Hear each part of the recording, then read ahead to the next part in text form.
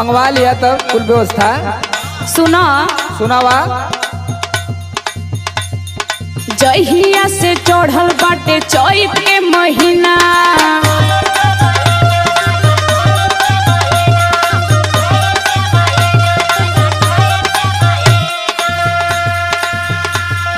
सुतेला ना घरवा पलम एको दिना,